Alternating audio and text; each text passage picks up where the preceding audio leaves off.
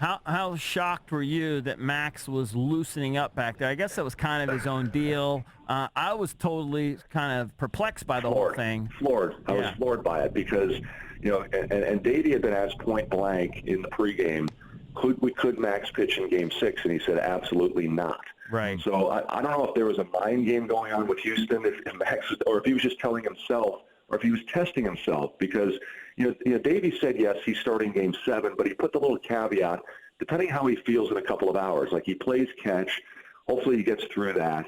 So maybe he was testing himself. Hey, I played catch at 3 o'clock. How do I feel at 8 or 9 o'clock? And hopefully he was able to pass that hurdle. And then the key is, which we don't know as I'm talking to you at, 8:20, 8:30 local time. How did he sleep tonight? Because obviously I think this acted up on him prior to Game 5 with how he slept overnight. So hopefully he had a comfortable, good night's sleep with whatever special pillow he's got.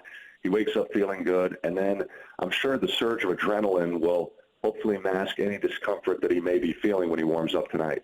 We expect, as we're talking to Dave Jagler, voice of the Nationals, the same lineup, but Robles has really struggled at the plate. Could you see a possible switch to Michael A. Taylor? We were kind of discussing that off the air last night.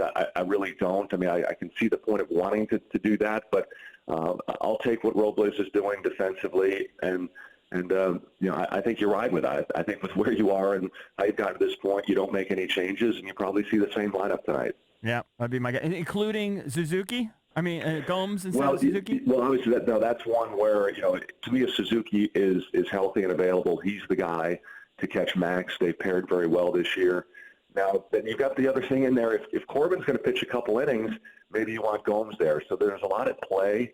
But to me, if Suzuki is feeling up to it, then he's the guy to go tonight behind the plate. How many times has Gomes caught Max? Max, he caught him a couple times, several times early in the season. And then when Suzuki was hurt in September, he caught Max for, 2 or 3 starts at the end of the season. So it's not like they haven't worked together. Yeah. Suzuki finally caught Corbin for the first time in the relief stint in Game 1 of the World Series. So actually, Gomes has caught Scherzer far more than Suzuki has caught Corbin. So if Suzuki starts and then Corbin pitches, that's going to be a more unusual pairing than it would be Gomes with Max. Dave, last night, the defense, in particular the infield, was really good. Rendon made a couple real tough plays. Trey Turner, I thought the bullet that Brantley hit, even though it was right at Trey, it was a short hop. He had to backhand it with two guys on. Sneaky tough play there. Backhand it between us. Sneaky tough. That was a big play. And then Cabrera, Cabrera, that's the reason he's in there. Even though he's not a Gold Glove or anything, he still can make tough plays, and he made a couple of them yesterday. Yeah, and I think with Max on the hill, you're hoping maybe for some strikeouts. But yeah, I mean, you're on the road. You've got to make these kind of plays and not give the Astros any extra outs. So Rendon is he's so smooth. That ball that I think it was Bregman hit in the 8th inning. It was a swinging bunt, and off that you go, oh no, not another one of these swinging bunt infield hits, and he throws them out on a close play. So. The Nationals, they're a solid defensive club. They don't have the great range necessarily on the right side of the infield, but with Turner and Rendon, you've got the left side covered, and Soto and Robles are Gold Glove finalists. So it's a quality outfit out there defensively. All right, so let's go back. It seems like forever ago that Scherzer was on the mound in Game 2. There's been so much. Let's go back to how he pitched against the Astros in that game. I guess the line was 5 innings, 5 hits, 2 runs. Talk about how he fared against these Astros. Yeah, I mean, that was actually even in Game 1. It's been that long since Max has pitched, because Strauss won Game 2. But what the Astros did in that game was they laid off his slider and his changeup out of the strike zone. He didn't really have his great changeup in that game. But, he was in a tight game early and basically kind of made the decision to himself, I'm not going to get beat in the strike. Even if I have to go 2-2, 3-2, and throw 120 pitches, I'm not going to give in and make a mistake over the middle of the plate. So it was an interesting cat and mouse game. Normally, if Scherzer's going to run up 120 pitches, it's going to be through 7 innings. But the Astros really worked him hard in that game, not chasing his pitches out of the zone. Now, Strasburg had a little more success getting them to chase last night. So, again, second go-around, we'll see if Max can have a few more pitch-efficient innings. And considering that he may not have a ton of pitches in the tank, the quicker the outs that you can get, then you're going to feel better about him going a little bit deeper. All right, and then on the other Nats against Greinke, we know Greinke didn't even get out of the fifth. Mm-hmm. Well, and I would not expect him to get out of the fifth tonight. I mean, to me, Greinke is almost like an opener. I expect to see Garrett Cole at some point, for an inning, if not two to three innings, considering that this is his side session day. So I'd love for the Nationals to be in front when they get to Cole. Now, they had Greinke on the ropes in Game 3, but Greinke just made a bunch of pitches when he was in trouble with guys on base. He is kind of like Anibal Sanchez in that he's not overpowering. He tries to get you to nibble. So the key is not to chase his pitches early. If you get some traffic on base, the Astros probably go to the bullpen. And one thing that I talked about last night in Game 6, I was shocked that the Astros went to Chris Davinsky in the ninth inning and did not go to their A bullpen in a Game 6, considering that there was only one more game to play and the Nationals added 2 in the ninth. So they do have Joe Smith. They do have Osuna, their closer, fully rested. Osuna's only pitched once in this series, which is mind-boggling to me. But so they have those guys for maybe 9 to 12 outs.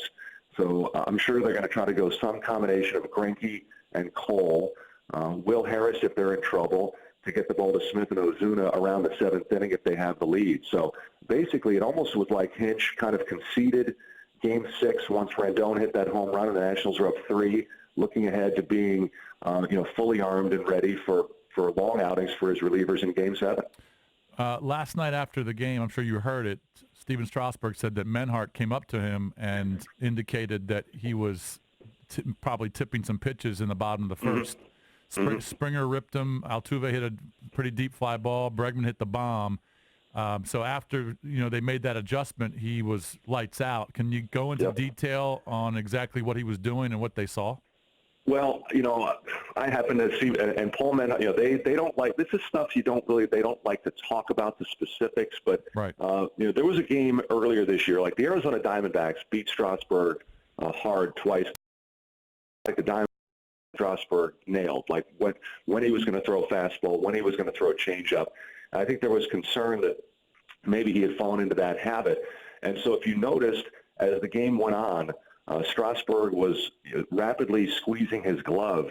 And a lot of pitchers do this because if you try to dig into your glove to get your changeup grip or your curveball grip, sometimes that's what tells the other team what you're doing as you're actually reaching into the glove to grip the ball. So he was kind of squeezing his glove rapidly, open and closed, to try to hide the grip that he was taking. So I think once he did that, it kind of cleared up everything. And, yeah, I mean, as much as he was tipping in the first inning, I just thought his fastball location was not good. I mean, the pitch to Springer was supposed to be away. It leaped over the plate. The pitch to Bregman was supposed to be away. It was right down the center of the plate, and he couldn't get his curveball over the plate. So whether they knew what was coming or not, he didn't really pitch well in the first inning. As soon as he threw the strike on the curveball in the second inning, I felt better that, okay, now he's got the curveball. He was able to spot the fastball in. So whether he was tipping or not, I just didn't think that he was quite on his game in the first inning, and then after that he was. Right. We're joined by Dave Jagler, Washington Nationals play-by-play voice. You're going to hear him and Charlie Slows call World Series Game 7 tonight on 106.7 The Fan. Dave, please tell everyone in D.C. that you're keeping your Houston routine the way it is. Everything you're doing, just keep doing it. Of course, everything is the same. I've got my whole day planned out, just like yesterday was, and just like games 1 and 2. In hindsight, don't you wish this whole series had been in Houston? I mean, yeah. I know it was great to have World Series games in Washington, but the Nationals have done a pretty amazing job here. And I guess I saw the note on Fox. This is the first series in professional sports. Yep. NBA, NHL, MLB, where it's been 6 for 6. So why, they've already made a little bit of history. Why not just go all the way?